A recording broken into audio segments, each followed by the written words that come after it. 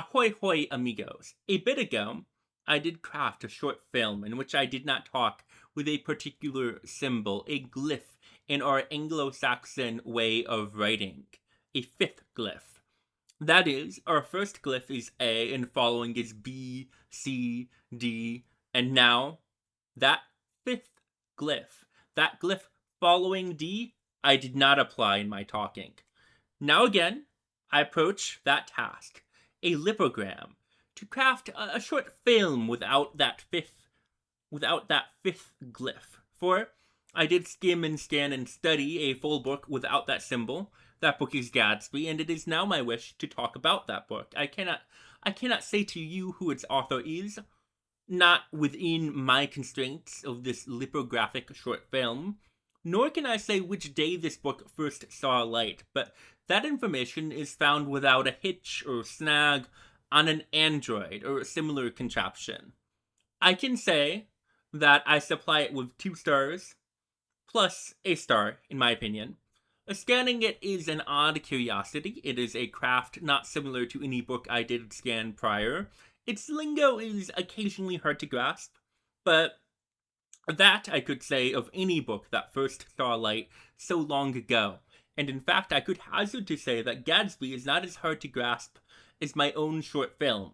This film that you now watch. But caution, I did find a catch. Gadsby is an amazing craft in writing, but in plot it lacks, and it lacks much in fact. Gadsby is what you can call our protagonist in our story, our man who inhabits a small town, Branton Hills, that is run down and without ambition. But our man has ambition for all in our town, and Gadsby wants to stir up motion and knows that youth, that is, humans who still did not grow into adults, can stir up a lot of motion in a small town. So Gadsby starts a youth organization and runs to start many good things for our town, such as a library, a school, a hall of history, a hall of natural history. Finally, it is voting day, and Gadsby finds that our town is big now, and its population did pick Gadsby as mayor. Now, Gadsby starts many things, and this is a good way of showing off skill and craft in writing without a fifth glyph. In that art, you can call a lipogram, for it shows that you can talk about many things, particularly public institutions of our daily living, in a lipogram. But talking about things is not always akin to sparking joy or curiosity.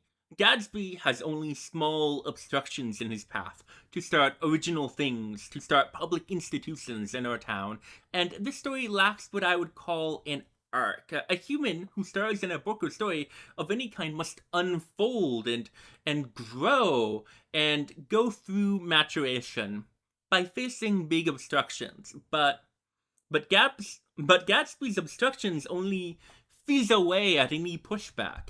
Gadsby is not distinct following his actions. Old Gadsby is akin to young Gadsby. His kids go through maturation only in a kind of factual way. His kids start as kids, but grow and marry without obstruction. So, with sorrow, I must say that this book is in particular parts boring. Now, that is not akin to say that it has no philosophy or any signification. This book is, as is with all books, is a product of that day it first saw light. I found this particularly blatant with its approach to man and woman. It is obvious in this book that patriotism is good, and that if war calls, a young man should do his duty. As Mayor Gadsby says to Lady Gadsby, Nancy Gadsby, talking about many a young man that both Gadsby and Lady Gadsby know and hold adoration for, Nancy, darling, Bill and Julius and Frank and John must. Old Glory is calling, baby, and no Branton Hills boy will balk at that call. It's awful, but it's a fact now. It is also obvious in this book that a woman must fulfill particular functions, and a man must fulfill particular functions, And a woman's function is not akin to a man's function. A man must fight. A man may fly, go to school, turn into a pilot, or run a political campaign, but a woman may not. A woman must scrub and cook and do many a womanly duty. It is also obvious in this book that young humans shift things, and this is good. Things should shift in that philosophy which is found in Gadsby. In Gadsby it says, and, as I think of it, a human mind can and should go through just such a ransacking occasionally.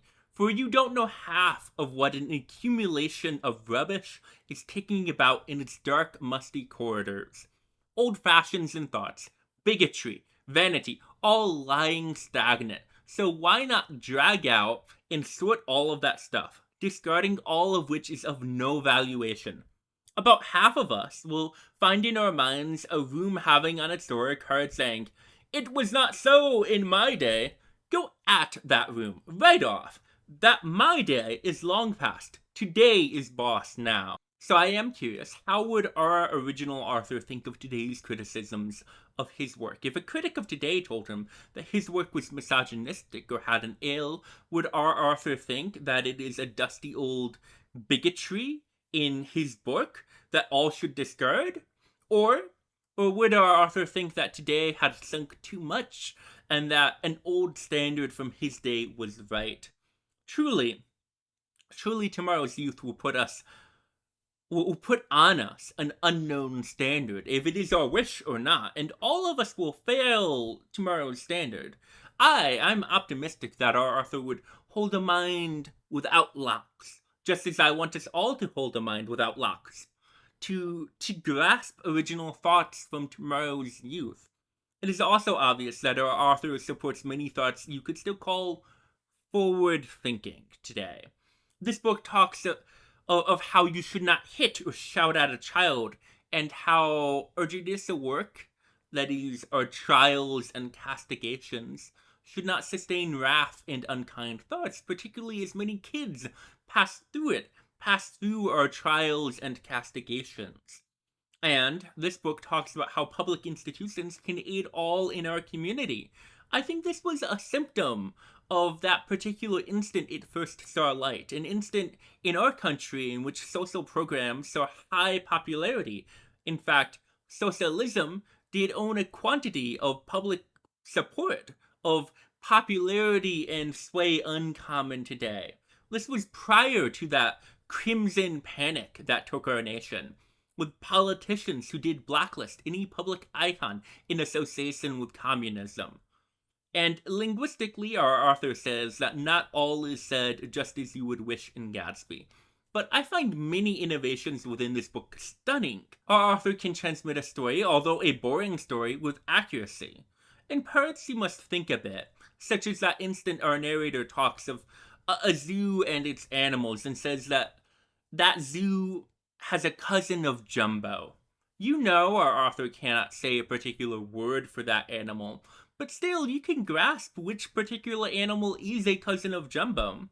In parts our author wants to apply a quotation and cannot talk with words in that quotation or talk about that man or woman who did originally say that quotation, and you can find concoctions such as this.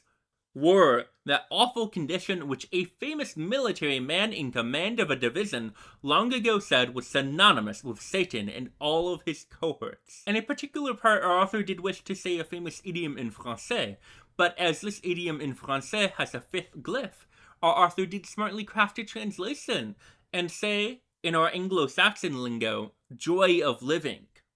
Our author, in parts of this book, may wish to craft particular tributary words and must find original ways to say old things, such as this riff on a famous work which talks about a night prior to Christmas. 'Tis a night almost Christmas, and all through that room a warm joy is stirring, no sign of gloom.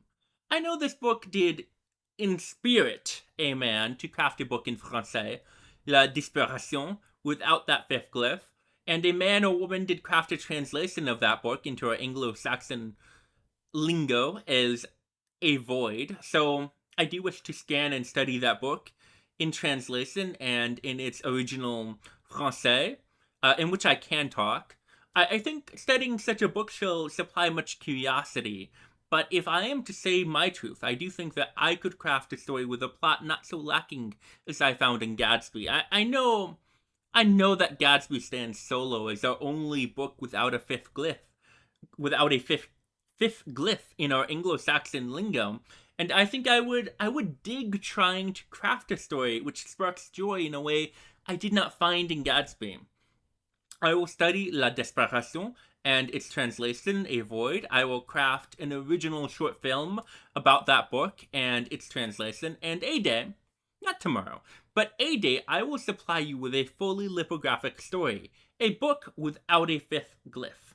And I did craft a list of words that I did not know, and I put all my words into a post. In that post, I clarify significations of particular words, which I did look up without any constraint on communication, such as you may find in the short film. Now, if you want to watch my prior short film without a fifth glyph, you may click this way. But this work was an arduous task, both in studying Gatsby and in making this short film. So I pray you smash that thumbs up button prior to walking out. And mind you, good night, good day, and good potato.